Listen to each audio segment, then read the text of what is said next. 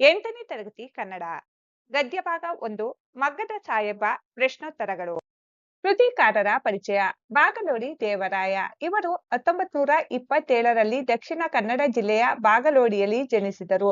ಶ್ರೀಯುತರು ಹುಚ್ಚು ಮನಸ್ಸಿನ ಮುನಸಿಬ ಮತ್ತು ಇತರ ಕಥೆಗಳು, ಆರಾಧನಾ, ರುದ್ರಪ್ಪನ ರೌದ್ರ ಮತ್ತು ಇತರ ಕಥೆಗಳು ಕೃತಿಗಳನ್ನು ರಚಿಸಿದ್ದಾರೆ. ಅಭ್ಯಾಸ. ಮುಖ್ಯ ಪ್ರಶ್ನೆ 1. ಕೊಟ್ಟಿರುವ ಪ್ರಶ್ನೆಗಳಿಗೆ ಒಂದು ವಾಕ್ಯದಲ್ಲಿ ಉತ್ತರಿಸಿ. ಪ್ರಶ್ನೆ 1. ರಹೀಮ ಮಗ್ಗವನ್ನು ಮುಟ್ಟದೆ ಎಷ್ಟು ವರ್ಷಗಳಾಗಿತ್ತು? ಉತ್ತರ: ರಹೀಮ ಮಗ್ಗವನ್ನು ಮುಟ್ಟದೆ 20 ವರ್ಷಗಳಾಗಿತ್ತು. ಪ್ರಶ್ನೆ 2. ಹುಸೇನ್ ಸಾಹೇಬರ ಮನೆತನದವರಿಗೆ ದೇವಾಲಯದಲ್ಲಿದ್ದ ಹಕ್ಕು ಯಾವುದು? ಉತ್ತರ: ಹುಸೇನ್ ಸಾಹೇಬರ ಮನೆತನದವರಿಗೆ ಎಲ್ಲರಿಗಿಂತಲೂ ಮೊದಲು ಪ್ರಸಾದವನ್ನು ಸ್ವೀಕರಿಸುವ ಹಕ್ಕು ಇತ್ತು. ಪ್ರಶ್ನೆ 3. ಅಬ್ದುಲ್ ರಹೀಮನ ಹಠವೇನು? ಉತ್ತರ: ತನ್ನ 3 ಮಕ್ಕಳಿಗೆ ಒಂದಿಷ್ಟಾದರೂ ವಿದ್ಯಾಭ್ಯಾಸವನ್ನು ಕೊಡಿಸಿ ಸರ್ಕಾರಿ ನೌಕರರನ್ನು ಮಾಡಬೇಕೆಂಬುದು ಅಬ್ದುಲ್ ರಹೀಮನ ಹಠವಾಗಿತ್ತು. ಪ್ರಶ್ನೆ 4. ತಂದೆಯ ಆಸೆಯನ್ನು ಮೊದಲೆರಡು ಮಕ್ಕಳು ನೆರವೇರಿಸಿದ ಬಗೆ ಹೇಗೆ? ಉತ್ತರ: ಒಬ್ಬ ಸರಕಾರಿ ಕಚೇರಿಯಲ್ಲಿ ಗುಮಾಸ್ತನಾಗಿ, ಇನ್ನೊಬ್ಬ ಪೋಸ್ಟ್ ಮಾಸ್ಟರನಾಗಿ ತಂದೆಯ ಆಸೆಯನ್ನು ನೆರವೇರಿಸಿದರು. ಪ್ರಶ್ನೆ 5. ರಹೀಮ ಮಗನನ್ನು ಶಾಲೆಯಿಂದ ಬಿಡಿಸಿದ್ದೇಕೆ? ಉತ್ತರ: ಕರೀಮನಿಗಿದ್ದ ಮಗ್ಗದ ಹುಚ್ಚನ್ನು ಬಿಡಿಸಬೇಕೆಂದು ರಹೀಮ ಮಗನನ್ನು ಶಾಲೆಯಿಂದ ಬಿಡಿಸಿದನು. ಮುಖ್ಯ ಪ್ರಶ್ನೆ 2. ಕೊಟ್ಟಿರುವ ಪ್ರಶ್ನೆಗಳಿಗೆ 2-3 ವಾಕ್ಯಗಳಲ್ಲಿ ಉತ್ತರಿಸಿ. ಪ್ರಶ್ನೆ 1. ಹುಸೇನ್ ಸಾಹೇಬರ ವ್ಯಕ್ತಿತ್ವವನ್ನು ವಿವರಿಸಿ. ಉತ್ತರ: ಹುಸೇನ್ ಸಾಹೇಬರು ಜನಪ್ರಿಯ ಹಾಗೂ ಧನವಂತ ವ್ಯಕ್ತಿಯಾಗಿದ್ದರು. ಅವರು ಮಸೀದಿ ಮಾತ್ರವಲ್ಲ, ದೇವಸ್ಥಾನವನ್ನು ಕಟ್ಟಿಸಿದ್ದರು. ಪ್ರಶ್ನೆ 2. ಲೇಖಕರ ಹುಟ್ಟೂರಿನಲ್ಲಿದ್ದ ಮುಸ್ಲಿಂ ಧಾರ್ಮಿಕ ಉತ್ಸವದ ಸಂಪ್ರದಾಯವೇನು? ಉತ್ತರ: ಲೇಖಕರ ಹುಟ್ಟೂರಿನಲ್ಲಿ ಒಂದು ಪವಿತ್ರ ಸ್ಥಾನವಿದೆ. ಅಲ್ಲಿ ಉರ್ಸ್ ಎಂಬ ಮುಸಲ್ಮಾನರ ಧಾರ್ಮಿಕ ಉತ್ಸವದ ಕಾಲದಲ್ಲಿ ಲೇಖಕರ ಮನೆತನದ ಒಬ್ಬ ಪ್ರತಿನಿಧಿ ಇದ್ದೇ ಇರಬೇಕೆಂಬ ಸಂಪ್ರದಾಯವಿತ್ತು. ಪ್ರಶ್ನೆ 3. ಮಿಠಾಯಿ ಕೊಟ್ಟಿದ್ದಕ್ಕೆ ಅತಿಥಿಗಳ ಆಕ್ಷೇಪವೇನು? ಉತ್ತರ: ಮಿಠಾಯಿ ಕೊಟ್ಟಿದ್ದಕ್ಕೆ ಅತಿಥಿಗಳು, ರಾಯರೇ, ಅಂಗಡಿಯಿಂದ ತೆಗೆದುಕೊಳ್ಳಲು ನಮ್ಮಲ್ಲಿ ಹಣವಿಲ್ಲವೇ? ಮನೆಯಲ್ಲಿ ಕಾಯಿಲೆ ಇದ್ದರೆ ಒಂದು ತುಂಡು ಬೆಲ್ಲವನ್ನು, ಕಲ್ಲು ಸಕ್ಕರೆ, ಅಳ್ಳನ್ನು ಕೊಡಿ. ನಿಮ್ಮ ಹಬ್ಬದ ಪೂಜೆಯ ಪ್ರಸಾದವನ್ನು ನಾವು ತೆಗೆದುಕೊಳ್ಳುವುದು ತಲಾತಲಾಂತರದಿಂದ ಬಂದ ಹಳೆಯ ಸಂಪ್ರದಾಯ. ಅಂಗಡಿಯ ಮಿಠಾಯಿಯನ್ನು ಪ್ರಸಾದವೆಂದು ಕೊಡುವುದು ಸರಿಯೇ ಎಂದು ಆಕ್ಷೇಪಿಸಿದರು. ಪ್ರಶ್ನೆ 4. ಕರೀಮನಿಗೆ ಶಾಲೆಯಲ್ಲಿ ಮಗ್ಗ ಕಲಿತುದರಿಂದ ಆದ ಪ್ರಯೋಜನವೇನು? ಉತ್ತರ: ಕರೀಮನಿಗೆ ಶಾಲೆಯಲ್ಲಿ ಮಗ್ಗ ಕಲಿತ ಫಲಸ್ವರೂಪವಾಗಿ ಸರಕಾರದಿಂದ ಅವನಿಗೆ ಒಂದು ಬೆಳ್ಳಿಯ ಪದಕವೂ 100 ರೂಪಾಯಿಯ ಬಹುಮಾನವೂ ದೊರೆಯಿತು ಹಾಗೂ ಸ್ವಂತ ಶ್ರಮದಿಂದ ಹಣ ಸಂಪಾದಿಸಿದನು, ಅಲ್ಲದೆ ಕೀರ್ತಿವಂತನೂ ಆಗಿದ್ದನು. ಪ್ರಶ್ನೆ 5. ಶಾಲಾ ವಾರ್ಷಿಕೋತ್ಸವದಂದು ಕರೀಮ ಮಾಡಿದ ಕೆಲಸವೇನು? ಉತ್ತರ: ಶಾಲೆಯ ವಾರ್ಷಿಕೋತ್ಸವ ಸಮಾರೋಪದಲ್ಲಿ ಹಳೆಯ ವಿದ್ಯಾರ್ಥಿಗಳ ಒಂದು ನಾಟಕವಿತ್ತು.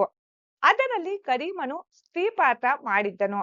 ಅದಕ್ಕೆಂದು ತಾಯಿಯಿಂದ ಗೌಪ್ಯವಾಗಿ ಹಳೆಯ ಕಾಲದ ಚಿನ್ನದ ಸರವನ್ನು ಅಲಂಕಾರಕ್ಕೆಂದು ಎರವಲು ತೆಗೆದುಕೊಂಡು ಬಂದಿದ್ದನು. ನಾಟಕ ಮುಗಿದ ನಂತರ ಮನೆಗೆ ಬರಲಿಲ್ಲ, ಎಲ್ಲೋ ಮಾಯವಾಗಿ ಹೋದ. ಮುಖ್ಯ ಪ್ರಶ್ನೆ 3. ಕೊಟ್ಟಿರುವ ಪ್ರಶ್ನೆಗಳಿಗೆ 4-5 ವಾಕ್ಯಗಳಲ್ಲಿ ಉತ್ತರಿಸಿ. ಪ್ರಶ್ನೆ 1. ನವೀನ ಶಿಕ್ಷಣದ ವೈಶಿಷ್ಟ್ಯಗಳೇನು? ಉತ್ತರ: ನವೀನ ಶಿಕ್ಷಣ ಮಹಾತ್ಮ ಗಾಂಧೀಜಿಯವರ ಪ್ರೇರಣೆಯಿಂದ ಕೆಲವು ಶಾಲೆಗಳಲ್ಲಿ ಪ್ರಾರಂಭವಾಯಿತು.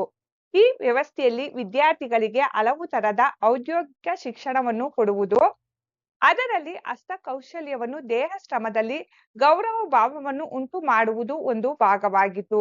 ಕೆಲವರಿಗೆ ಬಡಗಿಯ ಕೆಲಸ, ಕೆಲವರಿಗೆ ಬೆತ್ತದ ಕುರ್ಚಿ ಕೆಲಸ, ಕೆಲವರಿಗೆ ಸಾಮಗ್ರಿಗಳನ್ನು ಮಾಡುವ, ಕೆಲವರಿಗೆ ಕೃಷಿ, ಕೆಲವರಿಗೆ ಮಗ್ಗದ ಕೆಲಸವನ್ನು ಕಲಿಸಲಾಗುತ್ತಿತ್ತು. ಪ್ರಶ್ನೆ 2. ಶಂಕರಪ್ಪ ಅವರು ರಹೀಮನ ಬಳಿಗೆ ಸಂಧಾನಕ್ಕಾಗಿ ಬಂದ ಪ್ರಸಂಗವನ್ನು ತಿಳಿಸಿ. ಉತ್ತರ: ಕರೀಮನು ಶಂಕರಪ್ಪ ಅವರ ಮನೆಗೆ ಹೋಗಿ ತನ್ನ ತಂದೆಯೊಡನೆ ಸಂಧಾನ ಮಾಡಿಸಿರಿ ಎಂದು ಕೇಳಿಕೊಂಡನು. ಆಗ ಅಲ್ಲಿಗೆ ಶಂಕರಪ್ಪ ಹೋಗಿ ರಹೀಮನೊಡನೆ 1 ಗಂಟೆ ಗೋಗರೆದರು, ನಿವೇದಿಸಿದರು, ತರ್ಕಿಸಿದರು, ಚರ್ಚಿಸಿದರು. ಆದರೆ ರಹೀಂ ಒಂದು ಪದವನ್ನು ತಾಳ್ಮೆಯಿಂದ ಕೇಳದೆ, ಸಾಹೇಬ್ ಬಹದ್ದೂರ್ ಹುಸೇನ್ ಸಾಹೇಬರ ಕೀರ್ತಿಗೆ ಮಸಿ ಹಚ್ಚಿದ್ದಾನೆ. ನೀವು ಕಲಿಸಿದ ಪಾಠದಿಂದಲೇ ಈ ಹಠಮಾರಿ ನಮ್ಮ ವಂಶದ ಕೀರ್ತಿಯನ್ನು ಮಣ್ಣುಪಾಲು ಮಾಡಿದ. ಹಣ ತಂದಿದ್ದಾನಂತೆ, ಕಳವಿನ ಹಣವೋ ದರೋಡೆಯ ಹಣವೋ ಎಂದು ರಹೀಮ ಸಿಡುಕಿದ. ಆಗ ಶಂಕರಪ್ಪ ಅವರು ಮುಖ ಬಾಡಿಸಿಕೊಂಡು ಹಿಂತೆರಳಿದರು. ಮುಖ್ಯ ಪ್ರಶ್ನೆ 4. ಕೊಟ್ಟಿರುವ ಪ್ರಶ್ನೆಗಳಿಗೆ 8-10 ವಾಕ್ಯಗಳಲ್ಲಿ ಉತ್ತರಿಸಿ. ಪ್ರಶ್ನೆ 1. ಕರೀಮ ಧನವಂತನಾದ ಬಗ್ಗೆ ಹೇಗೆ ವಿವರಿಸಿ. ಉತ್ತರ: ಮಹಾತ್ಮ ಗಾಂಧೀಜಿಯವರ ಪ್ರೇರಣೆಯಿಂದ ಕೆಲವು ಶಾಲೆಗಳಲ್ಲಿ ನವೀನ ಶಿಕ್ಷಣ ಆರಂಭವಾಯಿತು. ಆ ವ್ಯವಸ್ಥೆಯಲ್ಲಿ ವಿದ್ಯಾರ್ಥಿಗಳಿಗೆ ಹಲವು ತರದ ಔದ್ಯೋಗಿಕ ಶಿಕ್ಷಣವನ್ನು ಕೊಡುವುದು, ಕೆಲವರಿಗೆ ಮಗ್ಗದ ಕೆಲಸವನ್ನು ಕಲಿಸತೊಡಗಿದರು. ಹುಡುಗ ಕರೀಂ ಮಗ್ಗದ ಕೆಲಸವನ್ನು ಮೀನು ನೀರಿನಲ್ಲಿ ಈಜುವಷ್ಟೇ ಸುಲಭವಾಗಿ ಕಲಿತು ಬಹು ನಿಪುಣನಾಗಿ ಬಿಟ್ಟ. ಕರೀಂ ಶಾಲೆಯ ಮಗ್ಗದಲ್ಲಿ ಒಂದು ಪರಿವರ್ತನೆಯನ್ನು ತನ್ನದೇ ಬುದ್ಧಿವಂತಿಕೆ ಹಾಗೂ ಕೌಶಲ್ಯದಿಂದ ಮಾಡಿ ಬಿಟ್ಟಿದ್ದ. ಅದರ ಫಲಸ್ವರೂಪವಾಗಿ ಸರ್ಕಾರದಿಂದ ಅವನಿಗೆ ಒಂದು ಬೆಳ್ಳಿಯ ಪದಕವೂ 100 ರೂಪಾಯಿಯ ಬಹುಮಾನವೂ ಬಂದವು. ಸಣ್ಣ ಪ್ರಾಯದಲ್ಲಿಯೇ ಮಗ್ಗದ ಸಹಕಾರಿ ಸಂಘವೊಂದನ್ನು ಸ್ಥಾಪಿಸಿ ಅದಕ್ಕೆ ಅವನೇ ಅಧ್ಯಕ್ಷನಾಗಿದ್ದನು.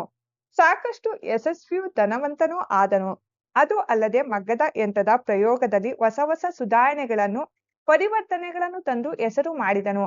ಕರೀಮನ ಸಾಧನೆ ಗುರುತಿಸಿ ರಾಷ್ಟ್ರಪತಿಯವರು ಪದ್ಮಭೂಷಣ ಬಿರುದನ್ನು ಕೊಟ್ಟರು.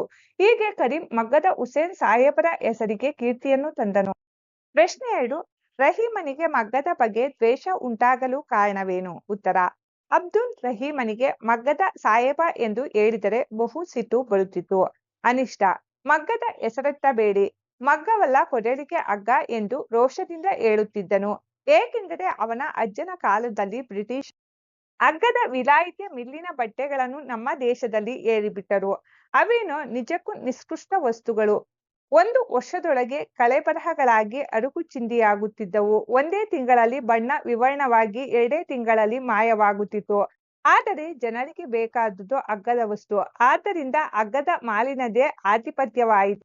ಮಗ್ಗದವರು ಭಿಕಾರಿಗಳಾದರು. ಅವರ ಅನ್ನಕ್ಕೆ ಸಂಚಕಾರವಾಯಿತು. ಇದರಿಂದ ಅಬ್ದುಲ್ ರಹೀಮನಿಗೆ ಬಹಳ ಕಷ್ಟವಾಯಿತು. ಅವನ ಮಗ್ಗಗಳೆಲ್ಲ ಧೂಳು ತುಂಬಿ ಜೇಡರ ಬಲೆಗಳಿಂದ ಹಾಳು ಬಿದ್ದವು. ಮನೆಯಲ್ಲಿ ಊಟಕ್ಕೆ ಇದೆಯೋ ಇಲ್ಲವೋ ಎಂಬಂತಾಯಿತು. ಆದ್ದರಿಂದ ಅವನಿಗೆ ಮಗ್ಗದ ಬಗ್ಗೆ ದ್ವೇಷ ಉಂಟಾಯಿತು. ಮುಖ್ಯ ಪ್ರಶ್ನೆ 5. ಸಂದರ್ಭ ಸಹಿತ ಸ್ವಾರಸ್ಯವನ್ನು ವಿವರಿಸಿ. ವಾಕ್ಯ 1. ಮಗ್ಗವಲ್ಲ ಕೊರಳಿಗೆ ಹಗ್ಗ. ಆಯ್ಕೆ: ಈ ವಾಕ್ಯವನ್ನು ಬಾಗಲೋಡಿ ದೇವರಾಯ ಅವರು ಬರೆದ ಸಮಗ್ರ ಕಥೆಗಳು ಕೃತಿಯಿಂದ ತೆಗೆದುಕೊಳ್ಳಲಾದ ಮಗ್ಗದ ಸಾಹೇಬ ಎಂಬ ಗದ್ಯಭಾಗದಿಂದ ಆರಿಸಿಕೊಳ್ಳಲಾಗಿದೆ.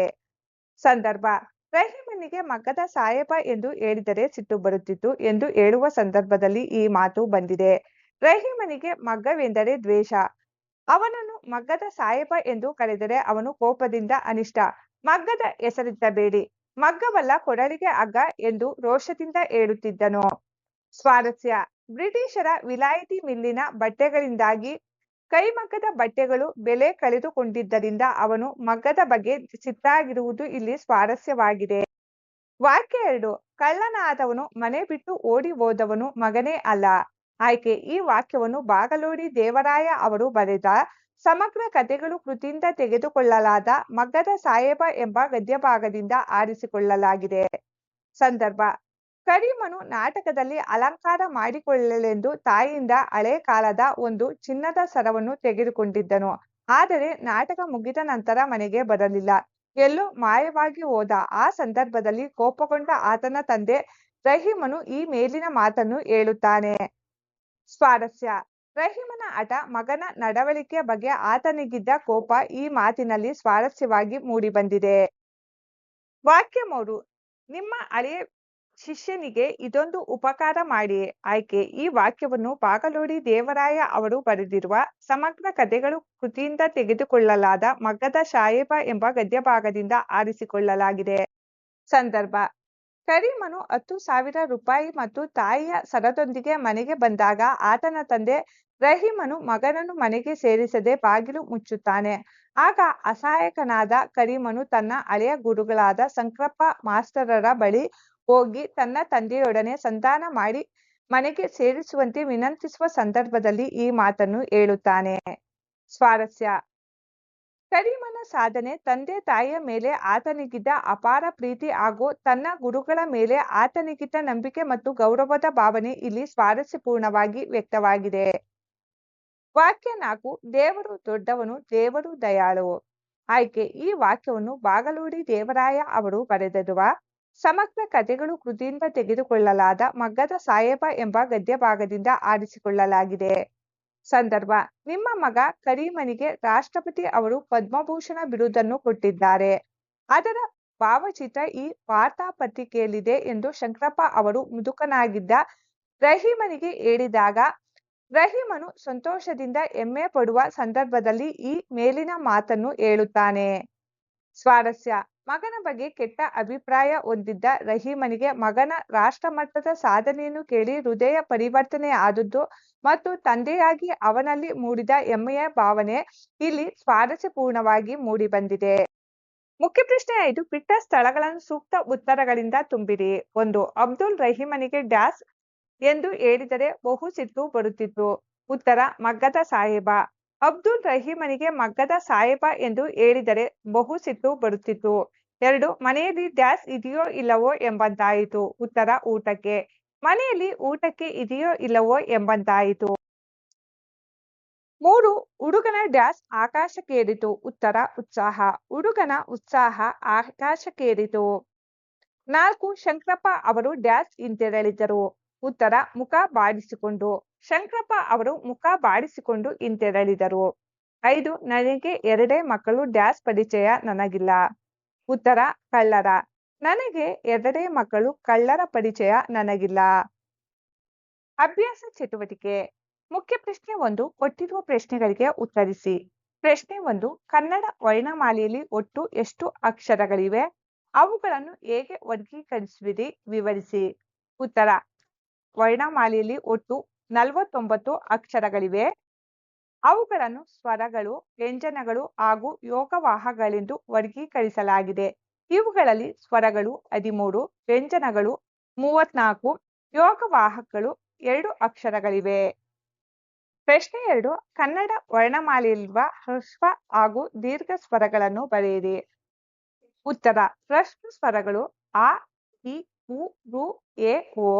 ದೀರ್ಘ ಸ್ವರಗಳು ಆ, ಇ, ಉ, ಎ, ಐ, ಓ, ಔ. ಪ್ರಶ್ನೆ 3. ಕನ್ನಡ ವರ್ಣಮಾಲೆಯಲ್ಲಿರುವ ಮಹಾಪ್ರಾಣ ಅಕ್ಷರಗಳನ್ನು ಉತ್ತರಿಸಿ. ಉತ್ತರ: ಕ, ಘ, ಚ, ಝ, ಟ, ಧ, ಥ, ಧ, ಫ, ಭ. ಇವು ಮಹಾಪ್ರಾಣಾಕ್ಷರಗಳು. ಪ್ರಶ್ನೆ 4. ಕನ್ನಡ ವರ್ಣಮಾಲೆಯಲ್ಲಿರುವ ವರ್ಗೀಯ ಅಕ್ಷರಗಳನ್ನು ತಿಳಿಸಿ. ಉತ್ತರ: ಕ, ಖ, ಗ, ಘ, ಞ, ಚ, ಛ, ಜ, ಝ, ಞ, ಟ, ಠ, ಡ, ಢ, ಣ, ತ, ಥ, ದ, ಧ, ನ, ಪ, ಫ, ಬ, ಭ, ಮ. ಇವು ಕನ್ನಡ ವರ್ಣಮಾಲೆಯಲ್ಲಿರುವ ವರ್ಗೀಯ ಅಕ್ಷರಗಳು. ಪ್ರಶ್ನೆ 5. ಕನ್ನಡ ವರ್ಣಮಾಲೆಯಲ್ಲಿರುವ ಅನುನಾಸಿಕಗಳನ್ನು ಪಟ್ಟಿ ಮಾಡಿ. ಉತ್ತರ: ಞ, ಞ, ನ, ನ, ಮ. ಇವು ಅನುನಾಸಿಕಗಳು.